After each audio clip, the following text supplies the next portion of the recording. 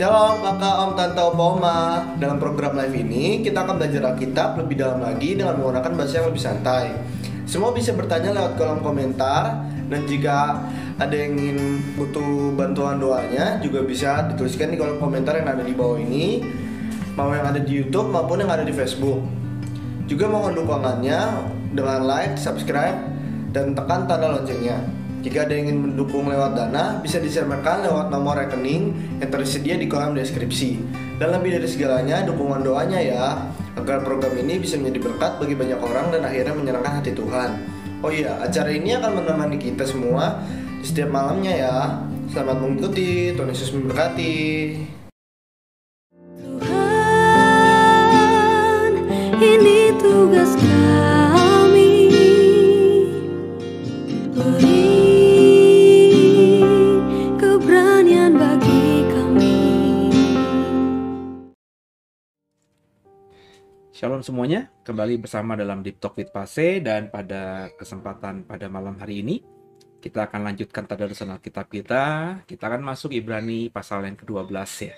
Dan untuk mempersingkat waktu sebelum kita mulai, seperti biasa kita berdoa, kita satukan hati, kita minta hikmat Tuhan agar turun atas kita sehingga Ibrani 12 yang akan kita baca dapat kita pahami. Bapak, kami mengucap syukur malam hari ini kami boleh ada dalam program ini kembali. Dan ajar kami kebenaran-Mu Tuhan, sehingga ayat-ayat yang kami baca di Ibrani pasal yang ke-12 ini dapat kami pahami, dapat kami mengerti, dan kami semua semakin paham bagaimana kami harus mengisi sisa hidup ini yang menyenangkan hati Tuhan. Jangan satupun kami yang Kau lalui Tuhan, kami siap diberkati, haleluya, amin. Selalu siapkan Alkitab kita ya, semuanya kita buka Ibrani pasal yang ke-12 terlebih dahulu. Hanya Engkau pribadi yang mengenal hatiku, tiada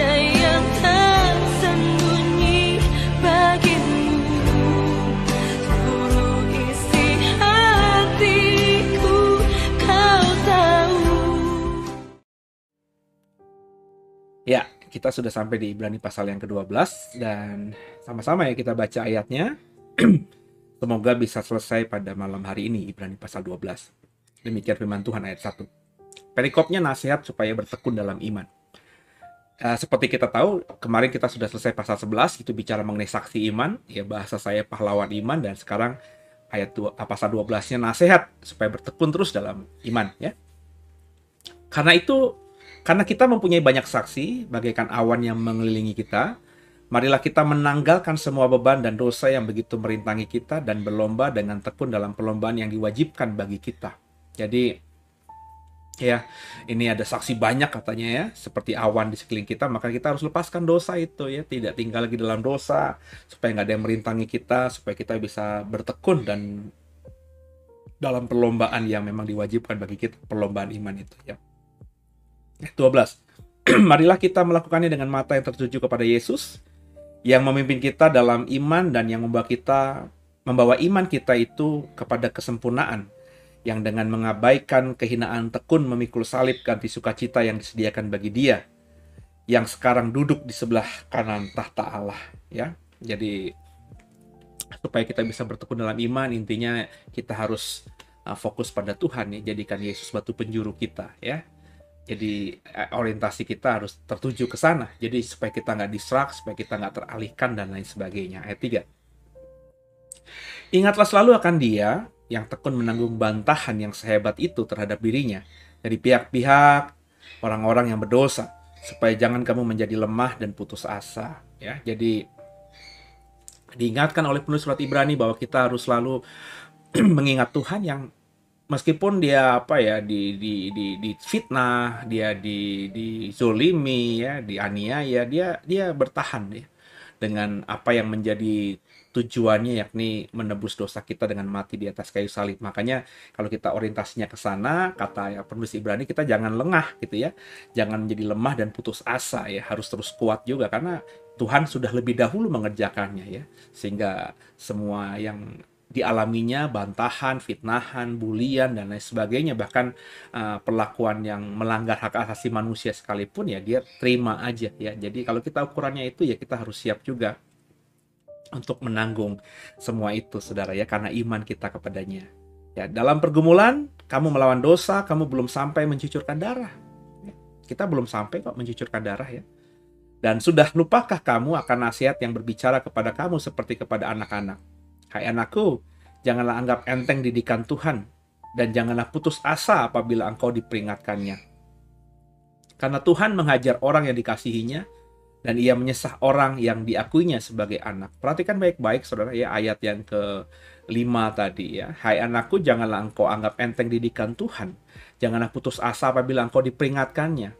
Bahkan di ayat 6 dengan tegas dikatakan Tuhan menghajar orang yang dikasihinya. Tuhan ya menyesah orang yang diakuinya sebagai anak. Jadi siapa bilang jadi anaknya Tuhan itu akan hidupnya fine-fine saja? Nggak gitu saudara.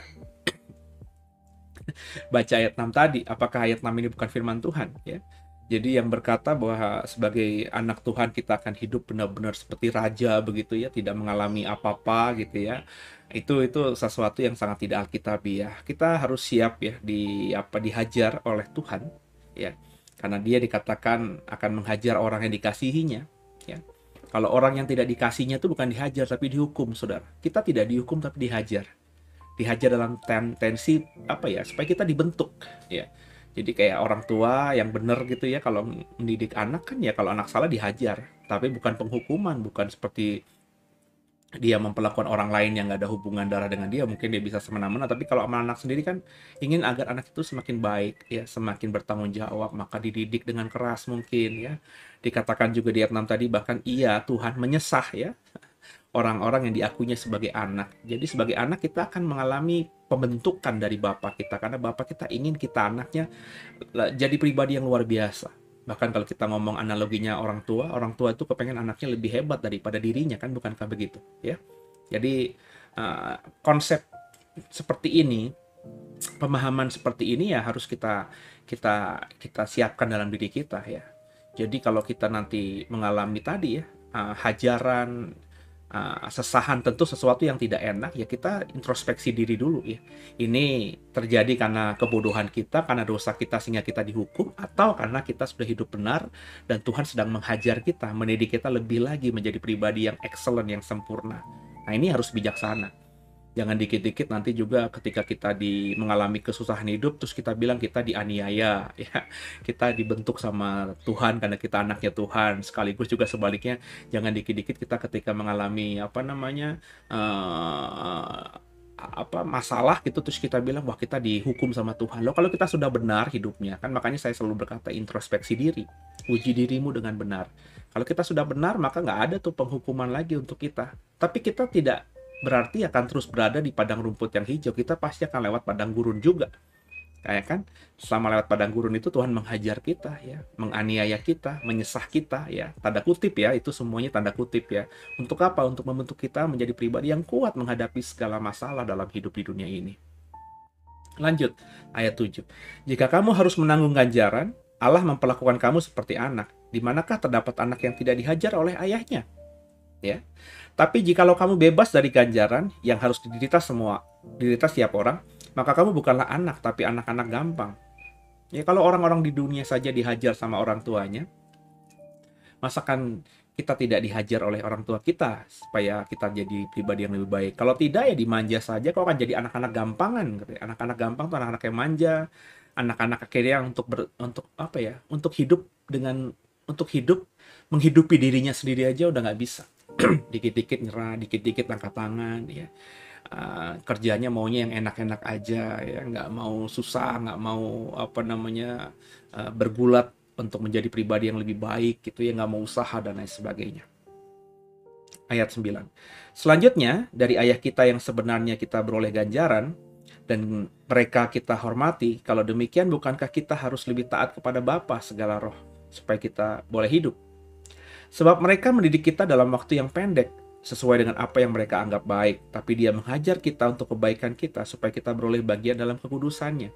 Jadi kalau Bapa kita yang jasmani saja mendidik kita, padahal itu waktunya pendek sekali. Yang pertama usia mereka, orang tua kita juga nggak lama, kita juga nggak lama gitu ya. Dan mereka lakukan itu supaya yang mereka lakukan itu juga mereka anggap baik untuk kita ya. Gimana apalagi Dia gitu ya. Dia itu D-nya besar, apalagi Bapa. Yang menghajar kita bukan semata untuk hal yang baik seperti yang orang tua kita lakukan kepada kita. Orang tua sudah punya patron tertentu, mungkin mengajar anak supaya anak baik seperti ini, ya dia lakukan kepada kita bukan dengan niat jahat tapi ingin membentuk kita, apalagi Bapa di surga.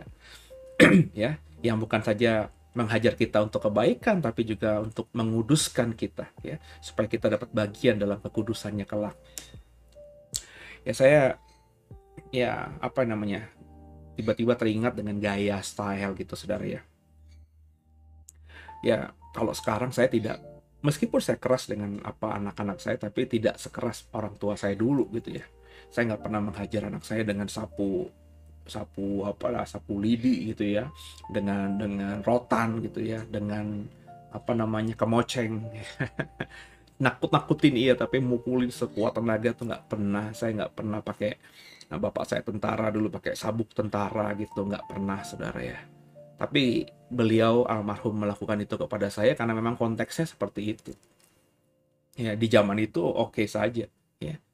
Itu mungkin juga baik menurut dia ketika dilakukan kepada saya. Saya melihatnya itu salah gitu ya. Tapi ya setelah saya dewasa, setelah saya punya anak, saya berpikir bahwa itu semua dilakukan ke saya ya demi kebaikan juga. Ya saya punya beberapa teman di komplek yang sama, komplek tentara itu, yang rumahnya cuma belakang tembok doang, pisah tembok doang ya. Banyak kan jadi anak-anak gampang ya. Jago di dalam tapi keluar nggak bisa jadi orang gitu ya.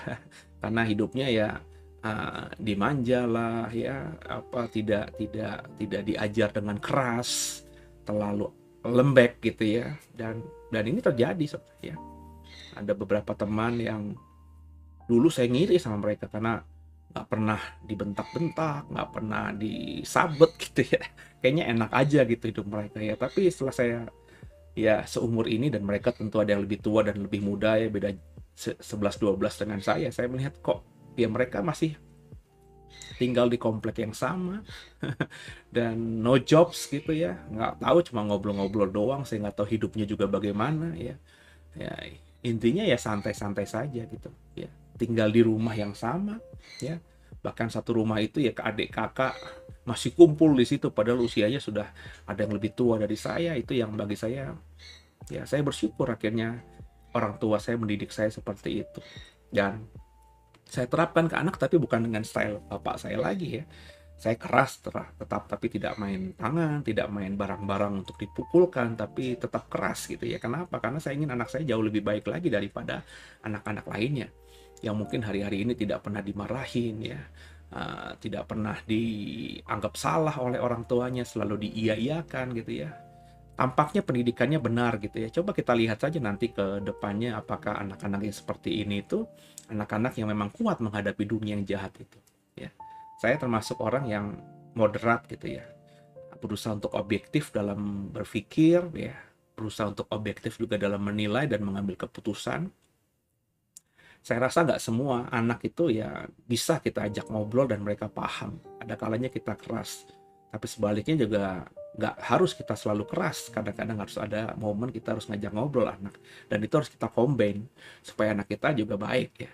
Saya termasuk orang yang tidak percaya bahwa anak itu harus diajak ngobrol aja gitu ya. Sebab dalam pemahaman saya dulu pun saya diajak ngobrol tapi nggak paham juga, harus dikerasin dulu baru ngerti gitu ya. Jadi memang inilah manajemen orang tua ya. Dan saya percaya Bapa di surga itu manajemen tentang pendidikan kepada kita anak-anak itu luar biasa. Dia bisa bicara dengan halus kepada kita, dengan lembut kepada kita, tapi dia juga bisa menghajar kita, menyesah kita. Saya tidak lebay, saya tidak tambah-tambahin, saya tidak menempatkan Tuhan itu jahat, tapi itu yang dikatakan Alkitab saya dalam surat Ibrani pasal yang ke-12 ini. Jadi Bapak Ibu harus siap. Ya kecuali Bapak Ibu tidak menganggap dirimu anak Allah ya, itu di luar perikop ini. Tapi kalau Bapak Ibu menganggap dirimu adalah anak Allah, kita adalah bagian dari keluarga Allah, dan Tuhan adalah Bapa kita dan kita adalah anak-anaknya, maka Tuhan akan menghajar kita. Tuhan akan menyesah kita. Semua bukan cuma demi kebaikan, tapi supaya kita bisa hidup dalam kekudusannya. Nantinya bisa tinggal dalam kekudusannya kekal. Kita bisa ada dalam bagian kekudusannya itu. Karena kita berasal dari dunia, kita berasal dari yang jahat gitu ya. Di sekitar kita banyak orang jahat yang mempengaruhi pikiran kita, pola pikir kita ya, hati kita ya. Nah kita harus ambil bagian untuk hidup kudus kan nggak bisa. Kecuali memang kita dihajar sama Tuhan. Jadi ya sama-sama kita belajar untuk hidup seperti ini. Lanjut ayat 11. Memang tiap-tiap ganjaran pada waktu ia diberikan tidak mendatangkan sukacita, tapi duka cita. Tapi kemudian ia menghasilkan buah kebenaran yang memberikan damai kepada mereka yang dilatih olehnya. Jadi ganjaran itu ketika diberikan emang nggak ada yang membuat orang sukacita. Mana ada orang dihukum, maafkan saya, mana ada orang yang dipukul, mana ada orang yang dimarahin, itu orang itu sukacita. Pasti duka cita. Tapi duka cita itu nanti akan menghasilkan buah yang indah. Itu yang saya rasakan. Saya berkali-kali dalam kesaksian saya bilang itu yang saya rasakan. Saya nggak kepikiran kalau bapak saya dulu lembek sama saya, mungkin saya nggak jadi orang ya. Mungkin saya nggak bisa seperti ini. Mungkin saya akan terus tinggal sama ibu saya ya. Saya akan terus mengandalkan ibu saya, hidup dari ibu saya ya.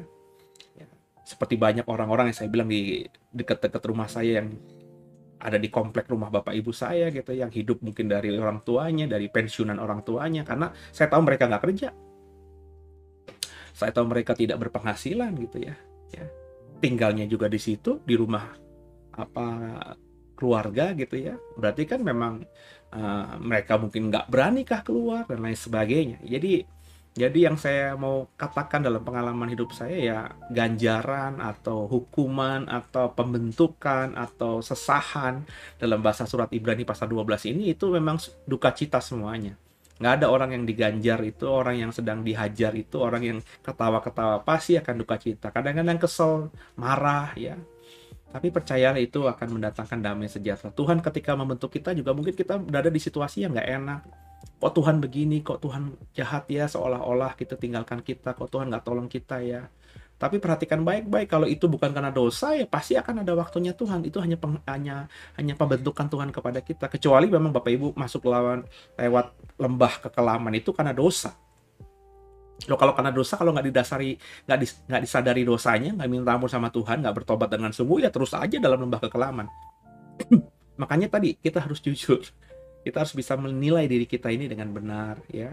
Kita ini seperti ini, susah sekarang ini misalnya, sakit sekarang ini misalnya, kehidupan ekonomi kita berat hari ini, ya. Untuk hidup aja berat nih, kita harus jujur dulu nih, kenapa nih diri saya nih, ya. Ada yang salah nggak di masa lalu saya nih? Ya, kita pernah salah nggak sama orang? Kita pernah nggak ada hutang yang belum dibayar? Gitu loh, saudara. Ya. Nah, ini kan harus kita sadari dulu ya. Harus kita selesaikan dulu satu persatu itu. Hutang di masa lalu. Hutang tuh bukan cuma uang ya, tapi macam-macam, janjikah ya, atau kita melukai perasaan orang, itu kan hutang. Hutang itu dosa, ya. Jadi harus dibereskan dulu, minta ampun sama Tuhan. Supaya apa? Kita ke depannya nggak terus dalam lembah kelam. Tapi kalau kita lewat lembah kelam sekarang karena Tuhan sedang menghajar kita, Tuhan sedang menganiaya kita, ya, Tuhan sedang menyesah kita tadi ya, dalam proses membentuk kita menjadi anak yang lebih kuat lagi, ya itu nggak akan lama. Bapak mana mungkin kuat sih melihat anaknya terus di dalam penghajarannya gitu ya. Pasti dia tolong nanti pada waktunya. Tapi paling tidak ketika kita mengalami itu, kita duka cita, kesel gitu kadang-kadang ya bahasanya sama Tuhan ya. Mungkin marah gitu sama Tuhan, kecewa sama Tuhan. Tapi ingatlah, ya, kalau kita jujur, kita ini mengalami hidup seperti ini bukan karena dosa. Kita nggak punya salah. Kita udah jujur sama diri, nggak ada kayaknya. Gue nggak pernah ngecewain orang, gue nggak punya masalah sama orang. Ingat-ingat gitu ya orang-orang yang lain. Ada nggak yang gue kecewain yang belum gue beresin gitu ya. Kalau udah nggak ada dosa sama sekali yang kita ingat, ya sudah terus lewati aja itu, kekelaman itu. Ya, karena itu berarti proses Tuhan sedang menghajar kita. Dan nanti kita akan mengalami damai sejahtera sukacita. Ya, sekarang mungkin enggak, tapi nanti rancangan Tuhan bukan kecelakaan tapi damai sejahtera, dan waktunya Tuhan bukan waktu kita. Ya, sabar saja ya. Bahwa rancangan Tuhan yang damai sejahtera di waktunya Tuhan itu nanti akan membuat kita mengalami yang disebut dengan shalom tadi ya, ayat 12. Sebab itu kuatkanlah tangan yang lemah dan lutut yang goyah. Jadi saling menguatkan. Itu makanya organ tubuh kita harus kerjasama, yaitu kalau kita ngomongin pribadi kita. Tapi kalau dalam keluarga, ketika keluarga kita sedang dalam penghajaran Tuhan, ya suami harus tolong istri, karena siapa tahu istri lemah, begitu pula sebaliknya. Tolong orang tua, mungkin orang tua depresi ya, karena masalah keluarga ini, kuatkan mereka. Anak-anak juga diberikan pengertian, supaya nggak kecewa, supaya nggak karep-tahit sama Tuhan, supaya saling menguatkan tadi, sehingga semua kuat. Lutut kita kuat, tangan kita kuat, nggak lemah gitu ya, nggak goyah, sehingga benar-benar kita terus bisa berharap dan bekerja, lakukan yang terbaik ya. Ayat 13. Dan luruskanlah jalan bagi kakimu, sehingga yang pincang jangan terpelecok, tapi menjadi sembuh ya. Terus luruskan jalan itu maksudnya ya, buat jalan itu jadi baik gitu.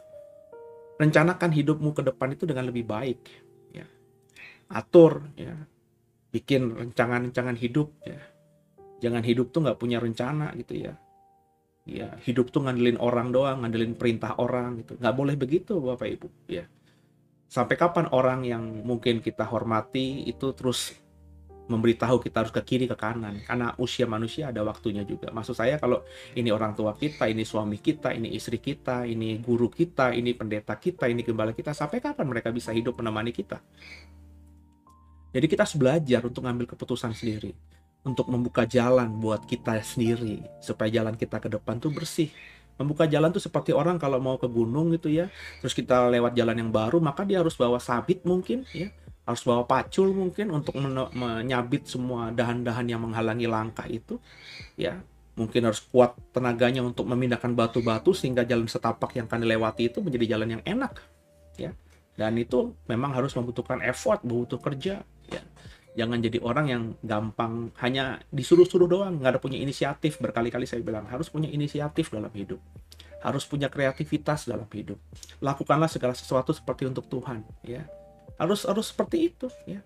Nggak jadi orang yang pokoknya disuruh baru kerja gitu ya. Saya paling tipe yang kalau it's not me gitu, itu bukan saya. Ya.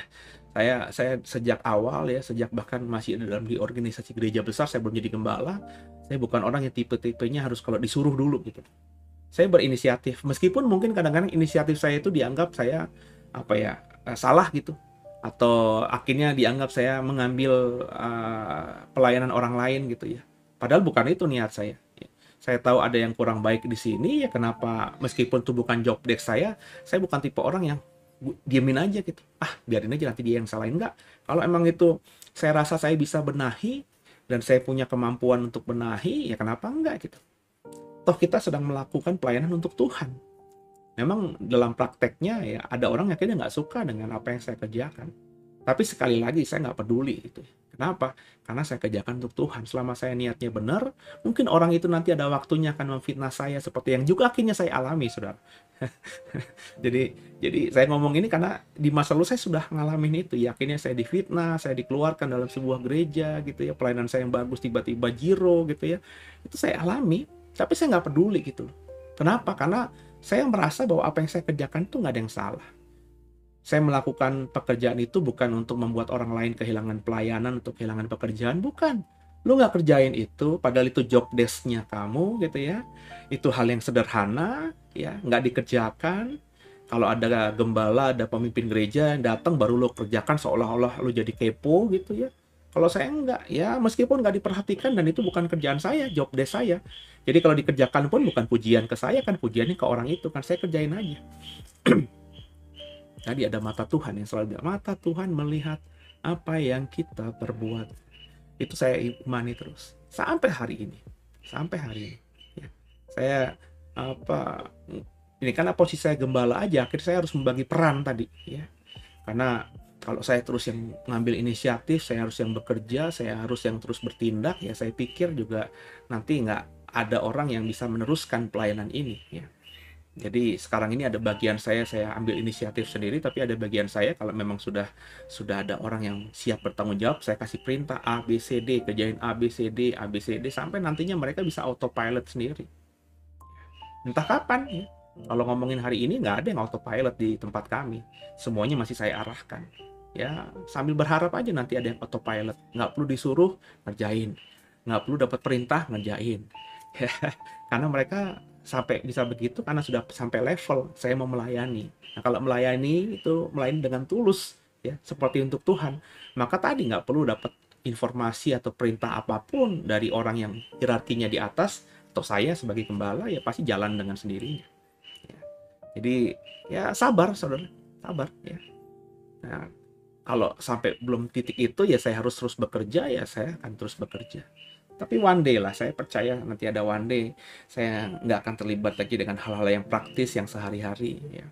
Karena semua rekan-rekan sekerja saya sudah tahu posisinya harus bagaimana, harus ngambil keputusan seperti apa, harus bekerja bagaimana ya, punya inisiatif sendiri ya. Sehingga akhirnya ya tadi ya, sama-sama gitu untuk melayani Tuhan. Lanjut ya, ayat 13. Dan luruskanlah jalan bagi kakimu sehingga yang pincang jangan terpelecok tetapi menjadi sembuh. Ayat 14. Berusahalah hidup damai dengan semua orang. Kejarlah kekudusan, sebab tanpa kekudusan tidak seorang pun akan melihat Tuhan.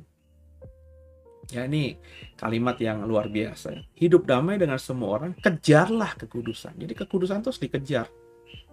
Kekudusan itu nggak otomatis datang ketika kita percaya kepada Yesus terus kita akhirnya bisa hidup kudus selamanya, nggak gitu. Kejarlah kekudusan, itu kata penulis surat Ibrani ya.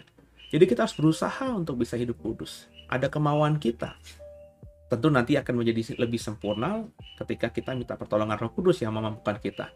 Terlebih kita sudah berada dalam pengampunannya Tuhan, sehingga yang namanya kekudusan itu akan semakin mudah kita peroleh, ya kan? Jika kita salah, tinggal minta ampun sama Tuhan, dosa kita diampuni karena kita sudah diampuni Tuhan sebelumnya lewat penebusan Dia di atas kayu salib buat kita. Tapi kan kita harus merubah diri kita dong. Ya, kita harus menata diri kita dong.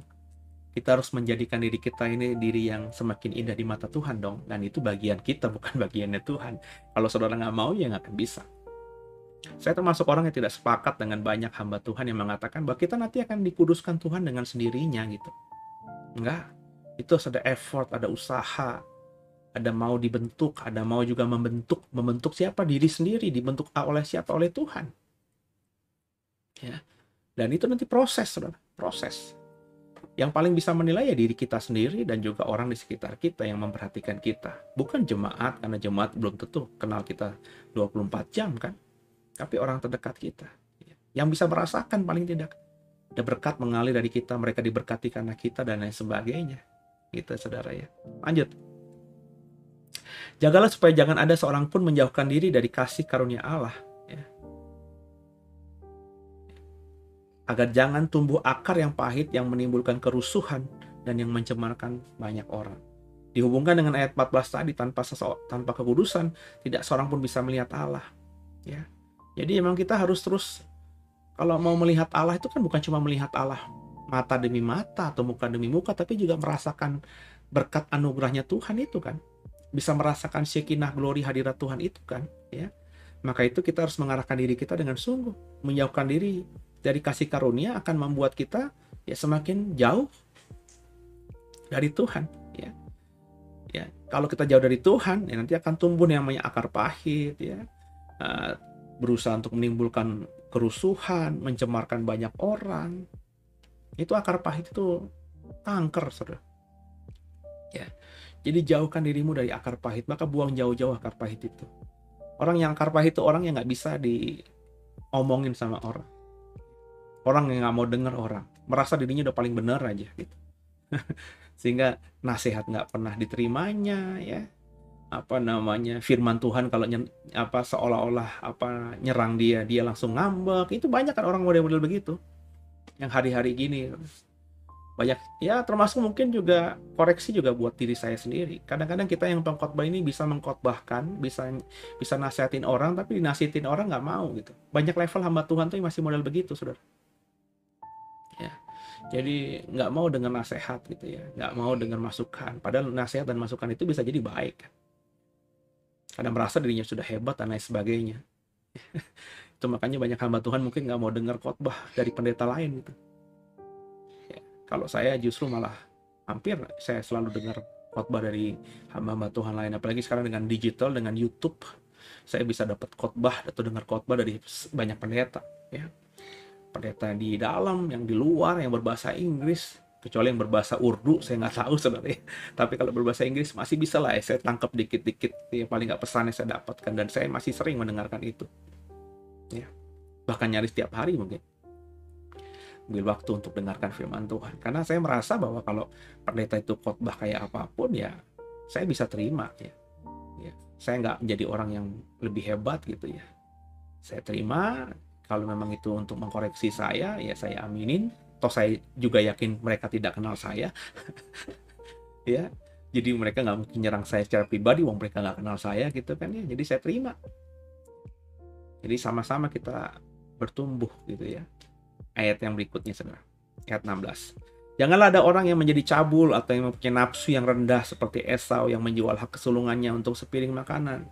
Tindakan sederhana Esau dengan menjual hak kesulungannya dengan sepiring makanan atau sup kacang merah itu dikatakan oleh penulis Ibrani sebagai gambaran orang yang cabul, orang yang nafsunya benar-benar nafsunya nggak bisa dikendalikan, hanya gara-gara lapar. Hanya gara-gara sup kacang merah yang prinsip yang berdampak buat dirinya dan juga nanti bagi keturunannya, yakni hak kesulungan itu bisa dijualnya dengan mudah.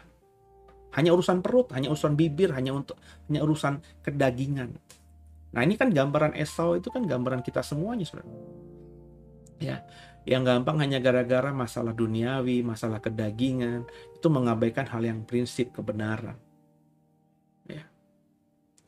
Gara-gara misalnya ada lucky draw gitu ya di pameran apa atau di acara komunitas kita di hari Minggu, ya hadiahnya mungkin mobil atau apalah gitu ya, sehingga kita mengabaikan ibadah hari Minggu. Bagi saya itu sesuatu yang nafsunya rendah, itu seperti Esau itu. Ya, apakah Tuhan tidak bisa memberkati kita dengan caranya yang ajaib sehingga kita yang mengharapkan lucky draw atau kocokan hadiah apalah gitu ya, kita bisa dapatkan dengan caranya Tuhan. Ya. Jadi hanya memuaskan kedagingan yang belum tentu didapatkannya, ya. Belum tentu kenikmatannya lama seperti sup kacang merah. Berapa menit sih kenikmatannya itu? Seenak apapun kacang merah, selezat apapun kacang merah, sekenyang apapun kita makan kacang merah, ya cuma nikmatnya 5 menit doang. Habis itu kita setelah kenyang ya sudah tidur, dan habis tidur lupa lagi. Nikmatnya di bibir juga hanya sesaat. Tapi Esau gara-gara itu kehilangan hak kesulungannya. Berkat bapaknya Ishak itu jatuh kepada Yakub. Luar biasa ya. Dampaknya sampai sekarang akhirnya. Keturunan Esau ya, siapa sekarang mereka ya? Susah untuk di tracking. Ya, orang Edom itu siapa sekarang? Susah di tracking. Tapi orang Israel, ya paling tidak namanya masih sama hari ini, Israel gitu saudara ya. Jadi berkatnya terus ada, bahkan luar biasa ya. Kita juga Israel rohani kan, kita adalah keturunan Yakub juga ya, secara iman. Lanjut ayat 17. Sebab kamu tahu bahwa kemudian ketika ia hendak menerima berkat itu, ia ditolak, sebab ia tidak beroleh kesempatan untuk memperbaiki kesalahannya, sekalipun ia mencarinya dengan mencucurkan air mata. Ya, kita tahu dalam cerita di kitab Kejadian itu, Esau meskipun menyesal ya, meskipun menangis, meraung-raung, minta agar bapaknya juga memberkati dia, Ishak memberkati dia, tapi Ishak berkata, berkat yang terbaik sudah kuberikan pada adikmu. Gitu ya. Jadi ya meskipun Esau berusaha untuk memperbaiki keadaannya ya, namanya sudah diucapkan, berkat itu ya sudah tidak bisa ditarik lagi. Bapak Ibu ingat kan, Yakub kan akhirnya larikan diri dari rumah bapaknya Ishak ya ke rumah pamannya Laban, jauh di sana. Ya, di daerah Ur sana. Jauh dari tanah perjanjian ya. Tapi Esau tetap di situ, tetap ada di sekitar bapaknya, kemahnya dengan istri-istrinya. Tentu dia bisa berinteraksi, bisa minta maaf sama bapaknya, sama ibunya, memperbaiki keadaan. Dia dengan ibunya kan tidak terlalu harmonis kan, buktinya ibunya lebih sayang kepada Yakub ya daripada Esau. Mungkin diperbaiki di sepanjang sisa hidup ibunya ini ya. Si Esau ini benar-benar menjadi anak yang bertanggung jawab, karena Yakub kan pergi kemana keluar. Bahkan mungkin Yakub ketika akhirnya kembali ke Ishak, mamanya Ribka sudah mati, sudah nggak ada. Tapi ya tadi nggak memperbaiki keadaan, yang dilakukan Esau sudah terlambat. Jangan sampai terlambat, saudara. Ya. Hari ini hargailah hidupmu dengan sesuatu yang benar-benar penting gitu. Bukan cuma urusan makan, minum, pakai, kekayaan, wanita, apalagi tahta, harta. No. Tapi kerajaan Allah. Ya.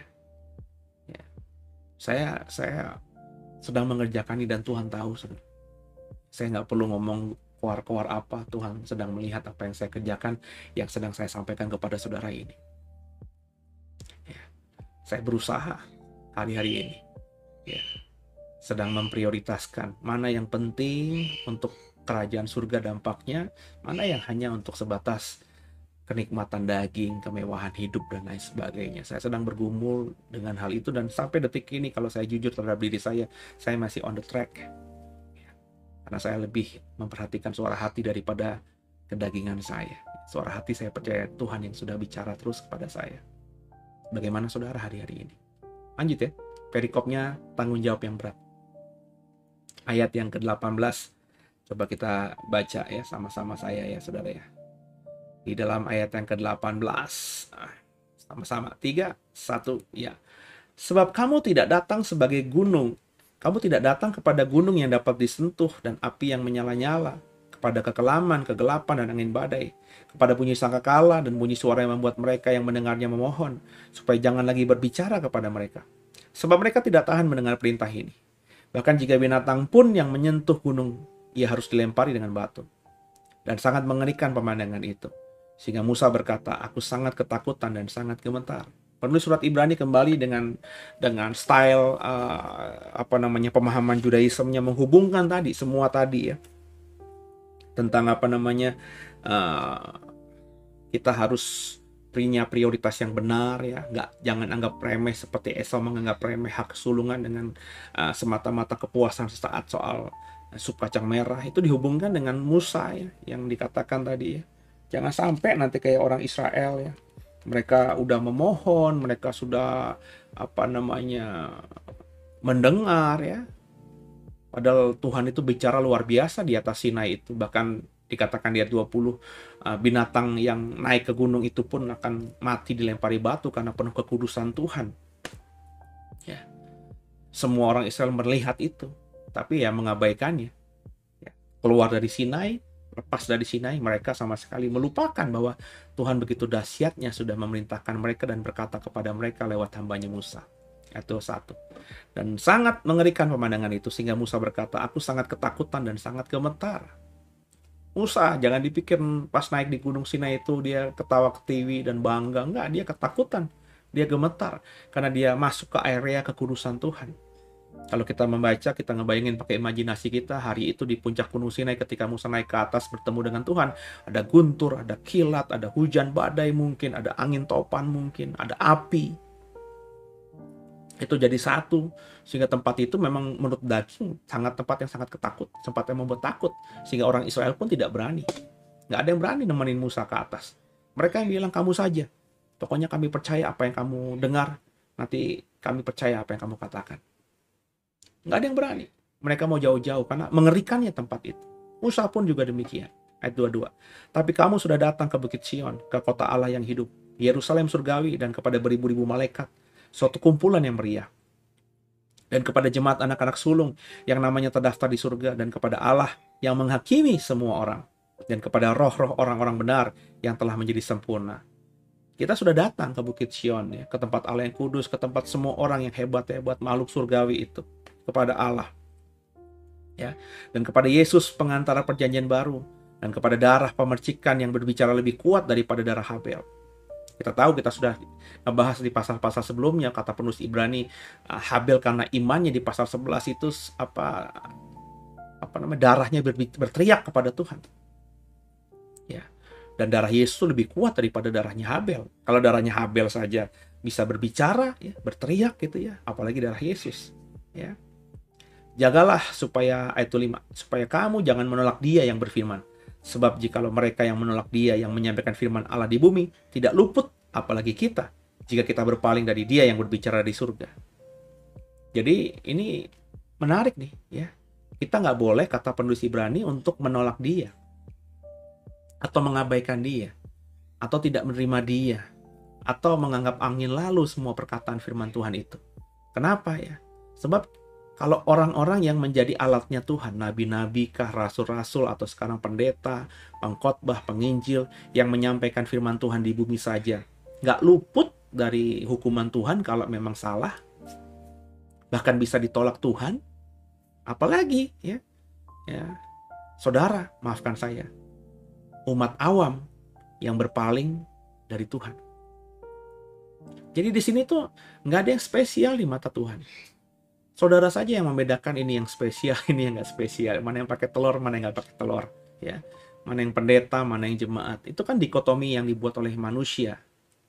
Tapi di mata Tuhan, mau pendeta kek, pengkhotbah kek, orang yang punya mujizat kek, bisa mempertontonkan segala tanda dan mujizat dari Tuhan kek.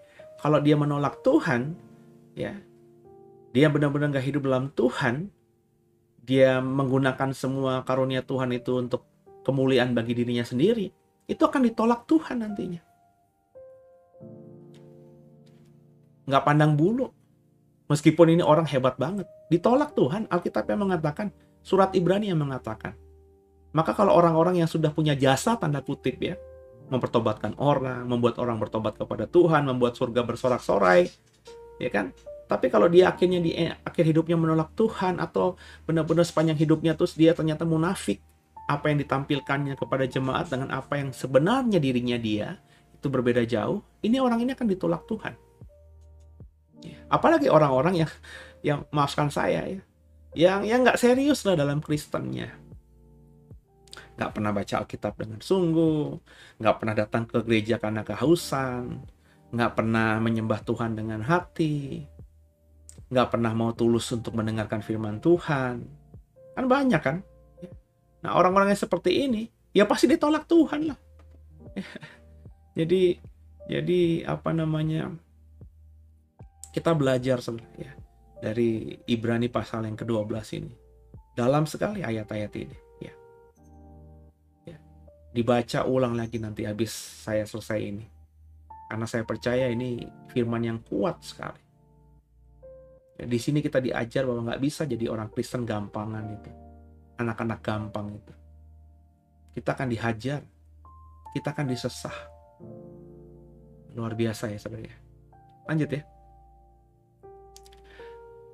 Ayat yang ke-26. Waktu itu suaranya mengguncangkan bumi, tetapi sekarang ia memberikan janji. Satu kali lagi aku akan mengguncangkan bukan hanya bumi saja melainkan langit juga. One day nanti Tuhan bukan saja mengguncangkan bumi tapi langit juga.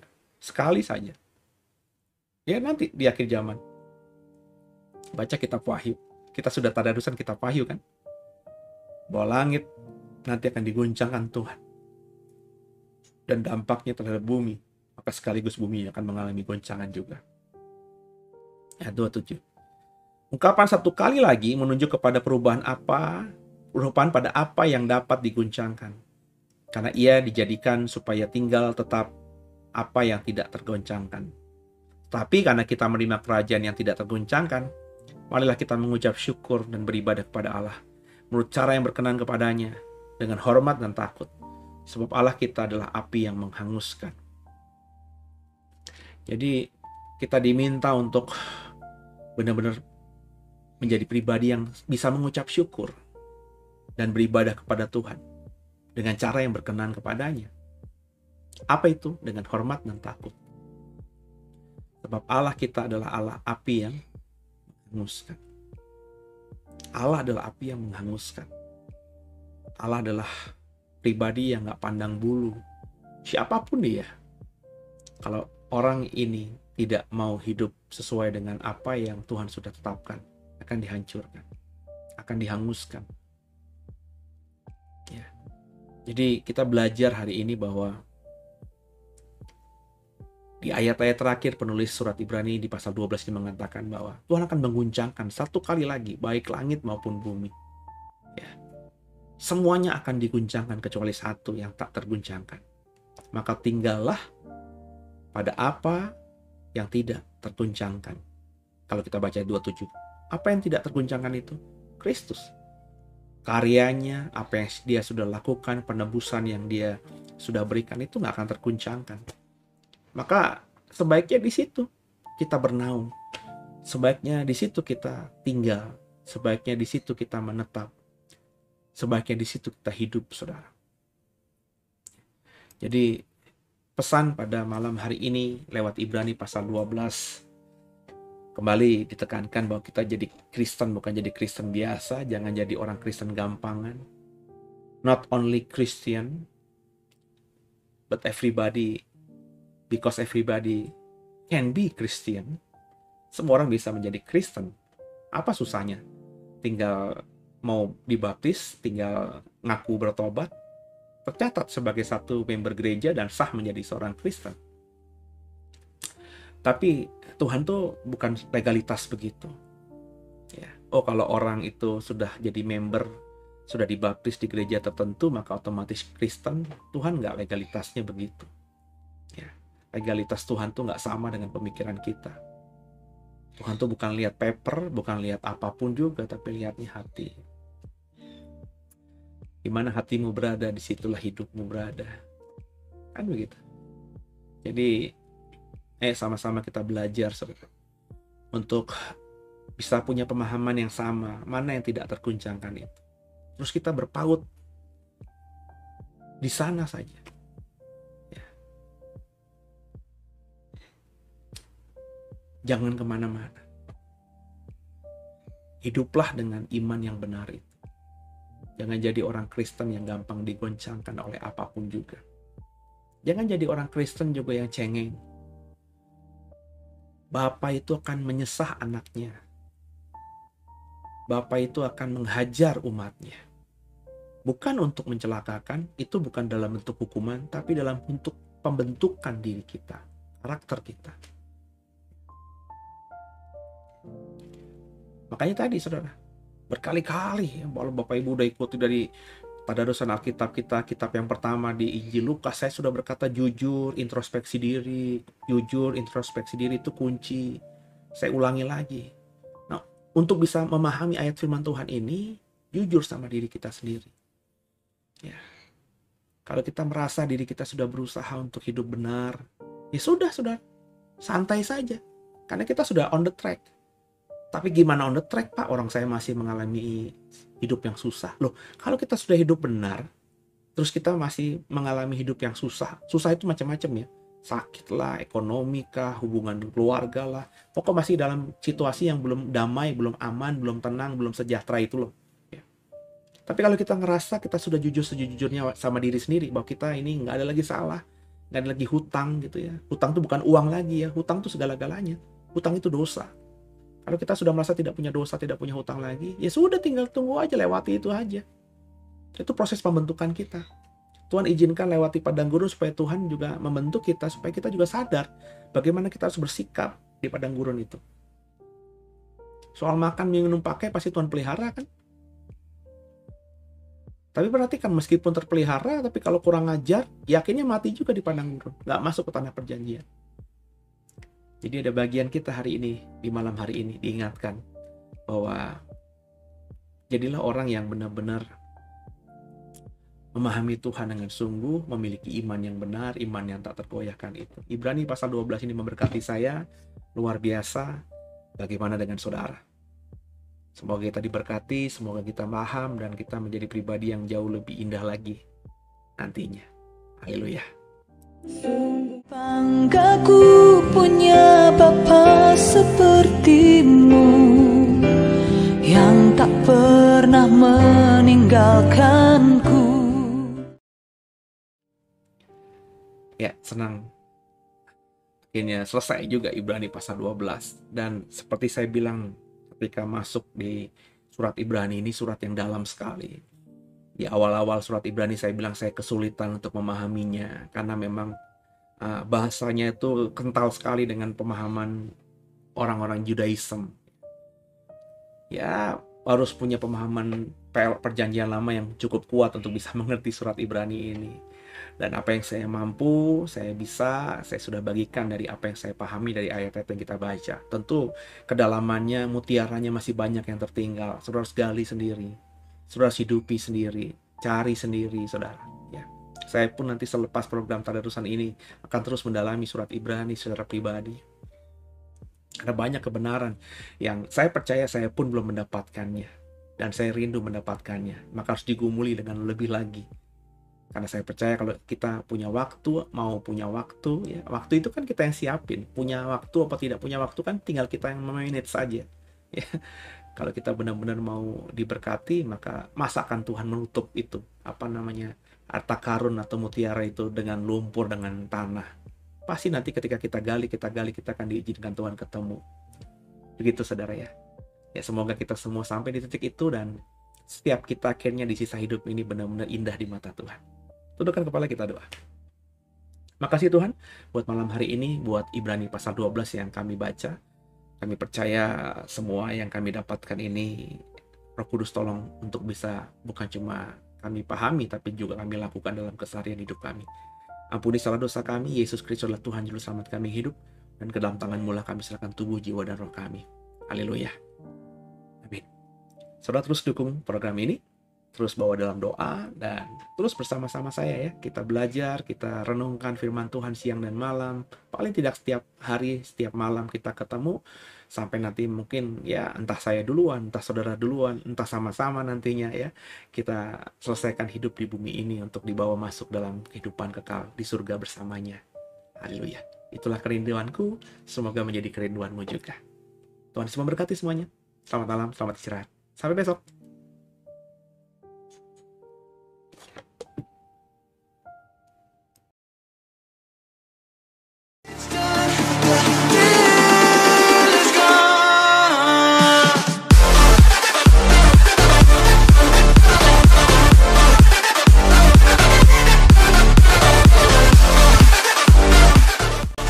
Bapak Ibu yang merasa diberkati dan ingin memberkati kami lebih lewat dana, dapat disalurkan melalui scan barcode berikut ini atau ditransfer melalui rekening yang ada di layar Bapak Ibu Saudara.